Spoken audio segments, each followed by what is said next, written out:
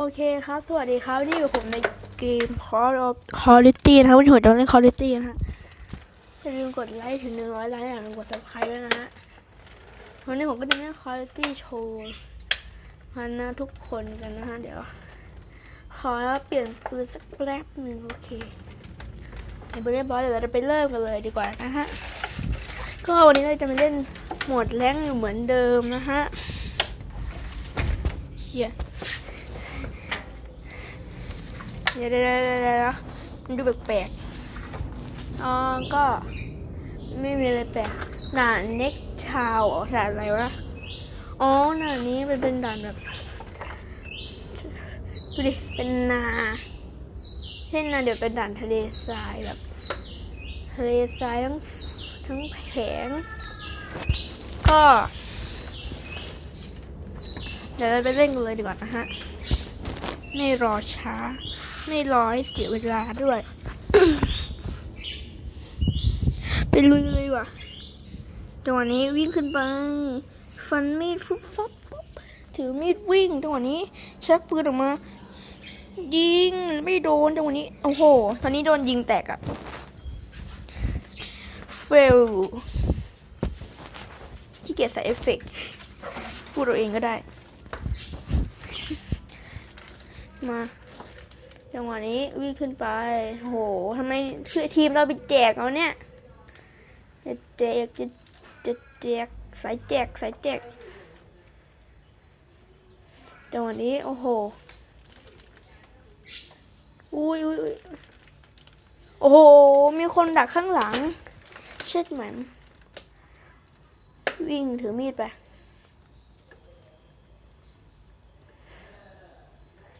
มีคนเก็บไปแล้วเฮ้ยโหเมากาวนึกว่าคน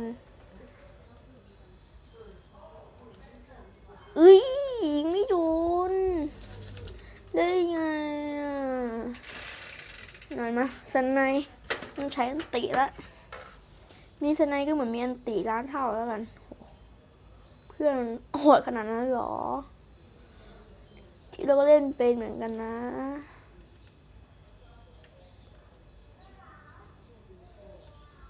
อุ้ยความผิดอีกแล้วให้เพื่อนเราต้องเอาแต้มเราคืนมาให้ได้อย่าโผล่หัวมันนะยิงไส้แหลกเลยนะไม่โผล่อุ้ยไม่โดนยิงไม่โดนเดี๋ยวนี่สไนระยะใกล้ไม่เคยมีในประเทศไทยมีแต่คนทำแบบนี้เดี๋ยว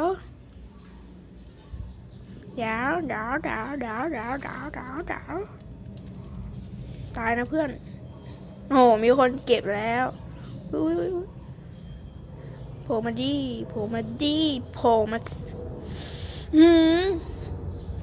เดี๋ยวได้ไงอ่ะ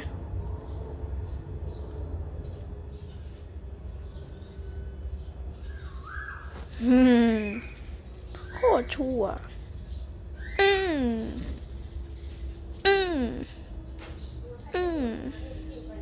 แตกซะเดี๋ยวนี่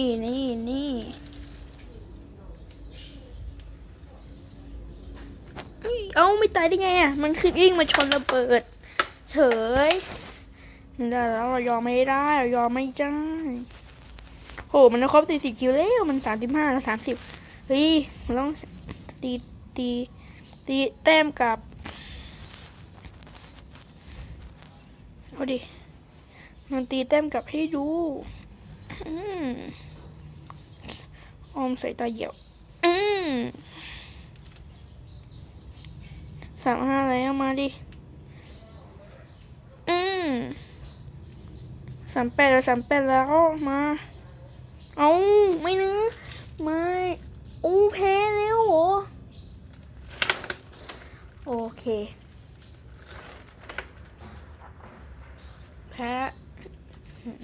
จบเลยมันไม่น่าตายเลย ต้องระวังตัวเองให้มากกว่านี้แล้วนะเนี่ยก็ไปต่ออีก2 เกมเลยนะฮะมาเลยจังหวะนี้เหยียบขวดโอ้ย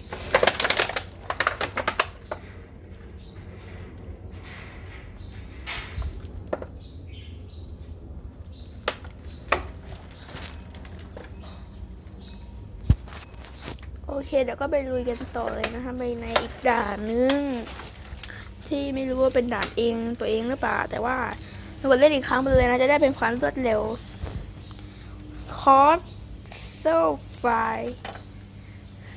ด่านอะไรวะเนี่ยดูได้ด่านไปดูแล้วด่านที่ผมไม่ถนัดที่สุดนั่นไงคิดไปแล้วด่านนี้คิดไปแล้วมาด่านนี้เหมาะกับสไนด์สุดแล้วแต่พวกผมไม่ถนัดก็ไม่รู้ทำไมมานะคะพวกเราจะไปเล่นกันเลยเดี๋ยวรอนับถอยหลัง10 9 8 7 6 5 4 3 2 1สุดไปวันนี้หาปืนเล่นได้แล้วฟับอีไม่โผล่วะอีไม่โผล่ยิงโดนแต่ว่าไม่ตายไม่กะจะยิงตัวนั้นสักหน่อยยืนตรงนี้ก็ไม่บอกดวลสไนป์โอ้โหเฮ้ยนี่โหดใช่ย่อยโผล่ไปแบบโดนยิงเลยนี่พวกนี้โหดกันอยู่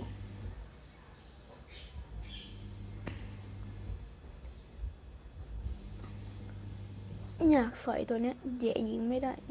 มันไม่โดนขึ้นไปดิเฮ้อยิงไม่โดนได้ยังไงรอเลยมันตะเร็งโหก็มาดิครับไม่เดี๋ยวทำไมเราเปลี่ยนไปอยู่อะไรตรงนี้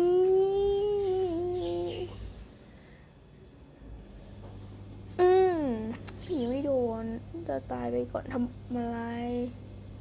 สไนเปอร์จุ้ยเนี่ย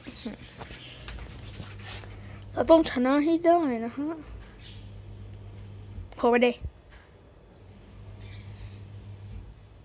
ไม่โผล่อะเดี๋ยวหามุมเล็งที่อื่นยิงปืนพกเหรอเขาละ5 อะไรยิงตูดแหกไปดิ5 อะไรแล้วเริ่มเปิดหมดก๊อตแล้วนะก๊อตโหมดไหนจิจะตายเอาได้เดี๋ยวเติมศูนย์ก่อนเดี๋ยวก็รู้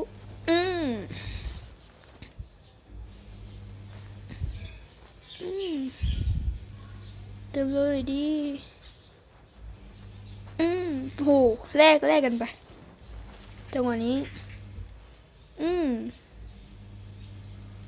โหสไลด์มาแล้วก็ตายไอพวกนี้มันจะโชว์เท่เนี่ย What the เปิดเราจะไปบุกฐานมันเองแล้วบ้างนะอะไรเล่าอะไรเล่า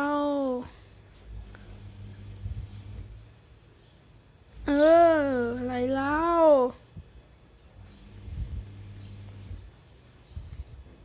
ต้องมาดิครับอยู่ไหนแตก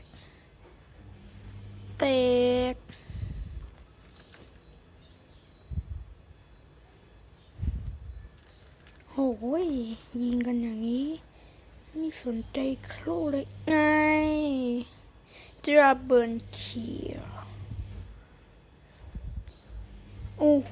ยิงไม่ทันอะไรวะเดี๋ยวก็รู้มันใช้ปืนอะไรอ่ะมาแล้วเว้ยมายิงไปยิงดิปืนคนปืนยิงปืนคนเราฆ่ามันลูกพ่อฆ่ามันดิไม่เราขอเป็นคนปิดจ็อบแล้วกันเองมาดิโผล่มาแต่แล้วจบแล้วมีคนปิดฉากคัดซีนจนปิดเนี่ยอันนี้ผมรอโผล่มารอไปรอแล้วบึมแตกนี่ที่ไหนนะครับโหดขนาดเนี้ยก็โหดแล้วหล่อเท่โอ้โหชิโม่เราในคลิปหน้าก็จะเป็นคลิปของฟรีไฟกันบ้างดีกว่านะฮะก็ไม่มีอะไรมากโอ้โหดเกินอันดับ1อ่ะตัวนี้โอ้โหขึ้นแรงมาแล้วกดไลค์ให้เลยบันทึกไว้ฟับปุ๊บปั๊บยืนยันเล่นอีกครั้งมาเกมสุดท้ายเกมสุดท้ายแล้วนะดัดเซนโอ๊บด่านนี้อีกแล้วเหรอด่านนี้อีกแล้วหรือไม่นะเราเกลียดด่านนี้นั่นไงมาแล้วด่านฮาโลวีนที่เราเกลียดที่สุดในโลกเล่นยากชิบเป๋งเลยด่านเนี้ย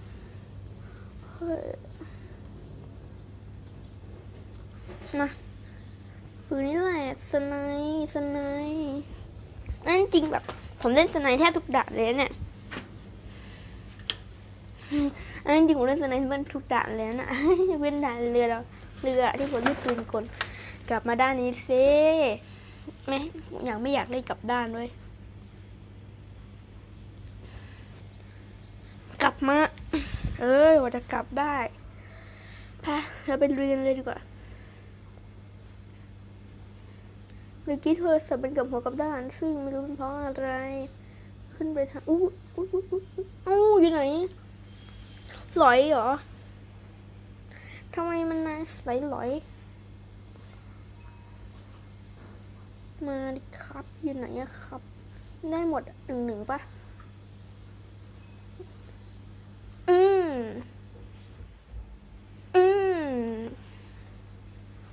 โหเกมนี้แบบด่านโคตรมืดอ่ะสไนระยะใกล้โชว์ไป1 สเต็ปถือมีดทำไมเลยกี้เดี๋ยวก็รู้แล้วก็ตายฟัก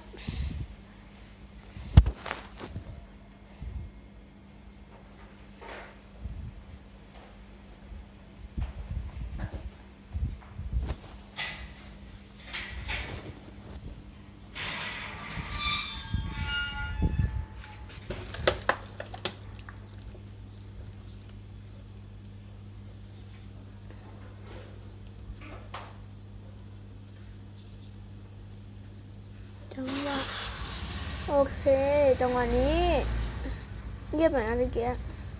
เพราะไม่คิดว่าไม่ออกว่าจะพูดอะไรดีโอเคเดี๋ยวก็ยิงเรื่อยบอกเลยด่านเนี้ยมันแต่เล่นยากชิบโคตรตีนำไป1 แต้มแล้วหรือจะตีนำ2 แต้มดีไหม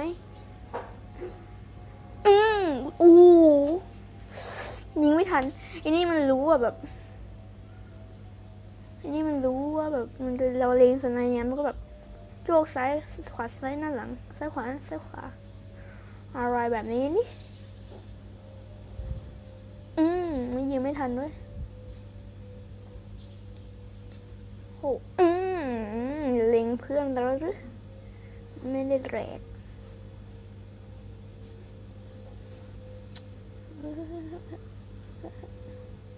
เพื่อนจะตายว่ะมันจุกเก่งจังคนสมัยนี้ปีนไป ปีนไป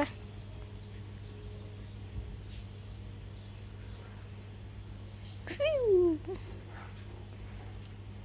ฟิวลั่นไม่ทันเว้ยลั่นไม่ทันเอ้ายิงโดนแต่ทำไอ้กี้ยิงโดนอะอะไรวะเสียบั๊กบั๊กบ่อยจังเลยเฮ้ยปืนระเบิดโหดจังเฮ้ยไม่โดนอีกแล้วยิงไม่โดนนะ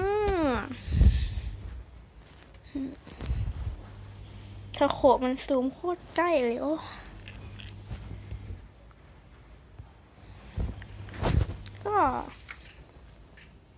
ก็เป็นอีกครั้งที่เราได้แพ้เกมสุดท้ายอีกรอบซึ่งก็สำหรับคลิปนี้ก็ขอตัวลาไปก่อนสวัสดีครับเจอกันใหม่คลิปหน้าฟรีไฟร์อย่าลืมไปดูด้วยล่ะบ๊ายบาย